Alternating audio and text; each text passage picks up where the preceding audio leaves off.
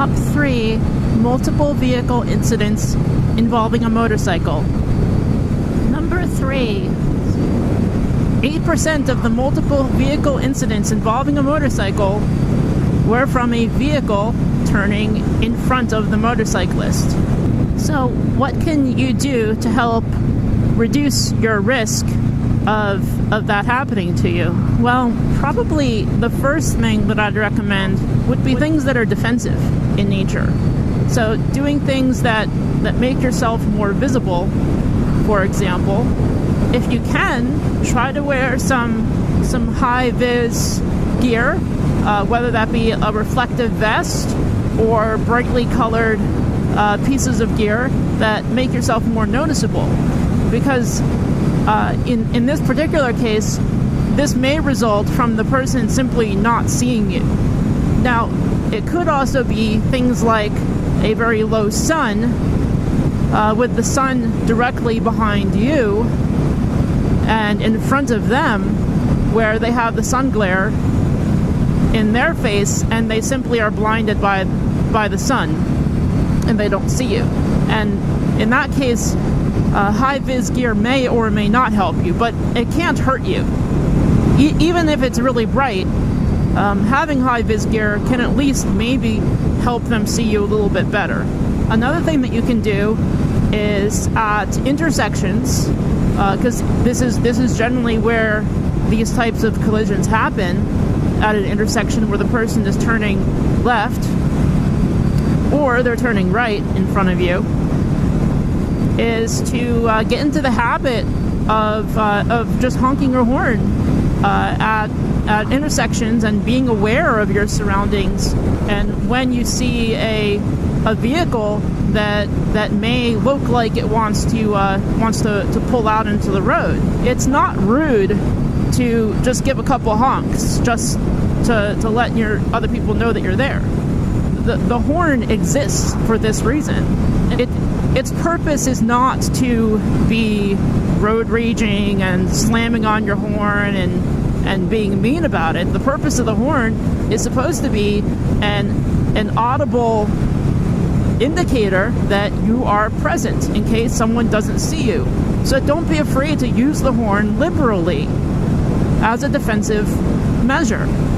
Try to make visual eye contact with the person so that you know that they see you.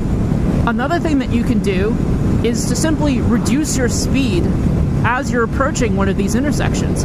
By reducing your speed, that increases the time that you have to react.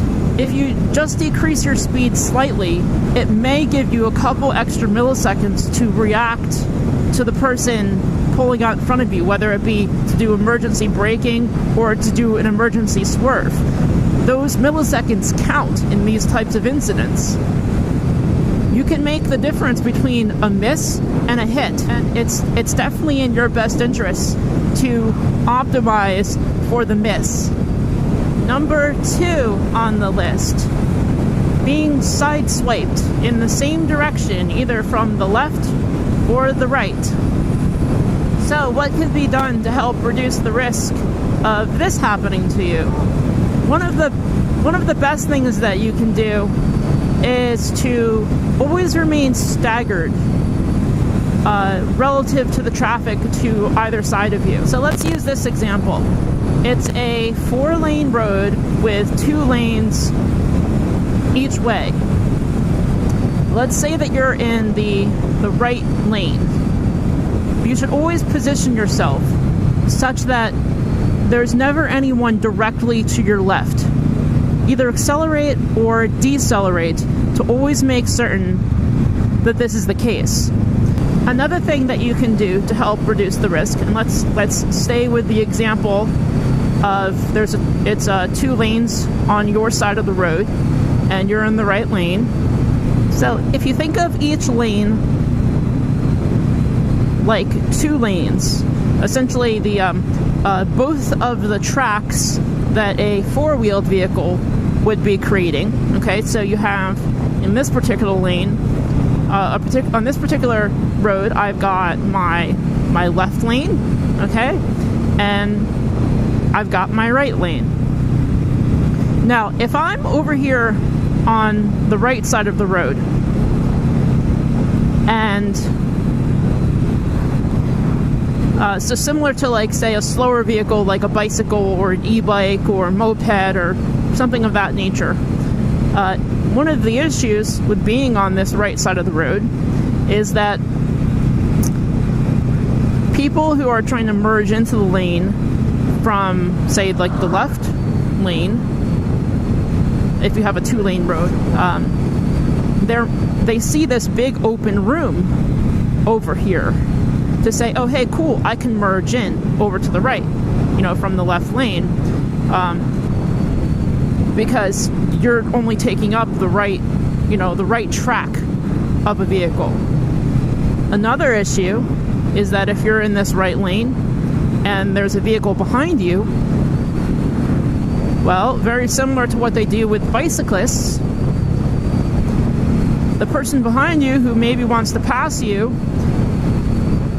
may decide to pass you basically in the lane because they see all of this open road to the left of you, and there may be traffic in the left lane and they don't want to get over, so they just kind of try to stay in the same lane and essentially cut you off, which is also a sideswipe. A better place to be is right here on the left part of the lane, because vehicles, well, in North America and in other countries that drive on the right side of the road and have the driver tends to be, if it's not an imported car, tends to be driving on the left side of their car. In this left lane, you're more aligned with where the driver is sitting, whether the driver is behind you or the driver is in front of you and they can see you in the rearview mirror. Another thing is that being in this left lane is what's considered a blocking position, where if I'm right here and a guy wants to merge over into my lane, well, he's going to see me right here and know that there's someone in this lane position and that he can't merge at this moment. Another thing is that if someone does decide to try to merge in while I'm in this part of the lane, well, if I'm all the way on the right side of the road and someone does it, I have nowhere to go. The only place I can go is to the shoulder, where there's a lot of road hazards and other issues like that. But if I'm right here, I can make, and a guy tries to merge in right now, I can make an emergency maneuver over here.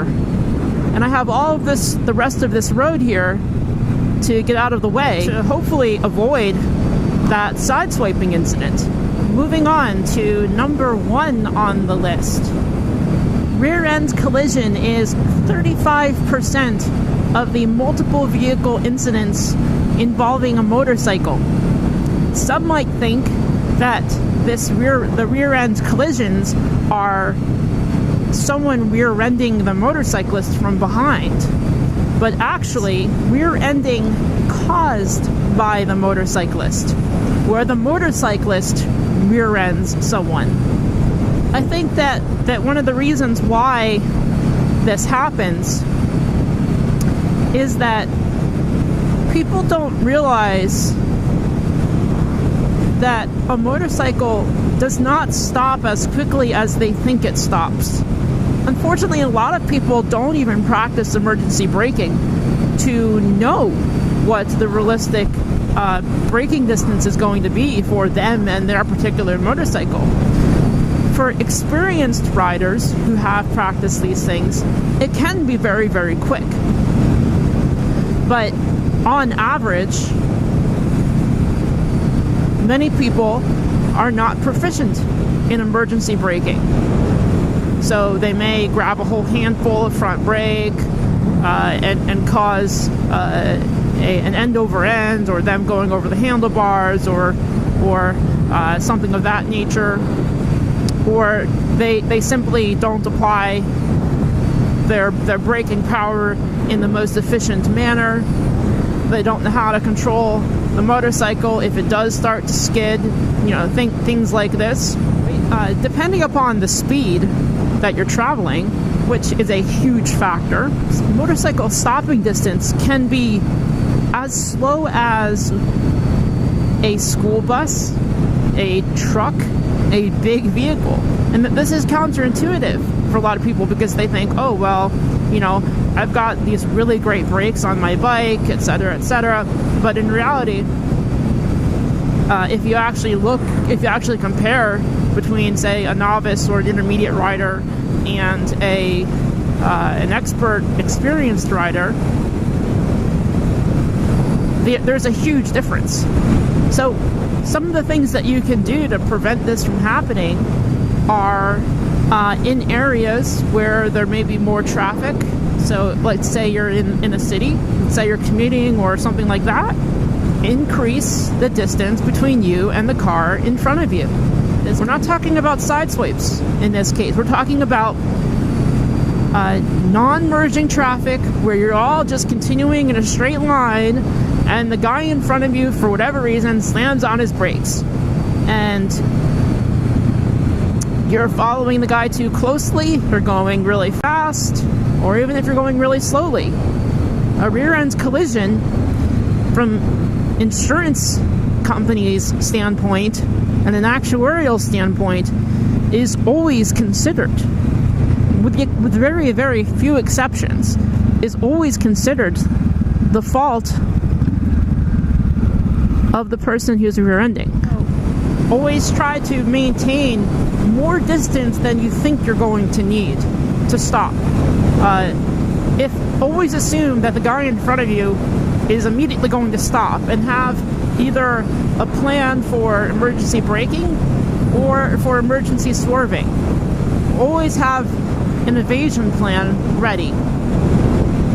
Some other things that you can do are simply situational awareness. Looking ahead, past the car who's in front of you, well past it, several cars ahead, and seeing if there's anything odd going on, whether there's brake lights or someone has cut someone off from the left lane and they merged in, or someone merged in from the right side from the intersection, or anything before people even start braking.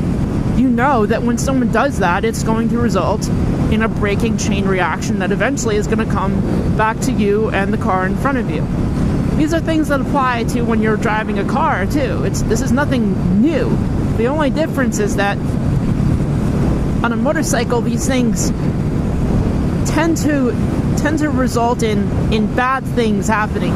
Another thing that you can do is to make sure that your throttle hand is in the right position. If you look at my hand right now, my knuckles are up. My knuckles are up, which means that my fingers can very quickly reach my front brake and apply appropriate pressure to slow myself down. Just a few milliseconds in your reaction time can make a huge difference in your stopping distance. So those are the top three. These are just simple defensive things that you can do to help reduce that risk. Unfortunately, life is inherently unsafe, and everything carries with it a risk. Unless you want to live in a bubble for your entire life, everything is going to have a risk. It's just a matter of trying to find the right balance between risk and reward.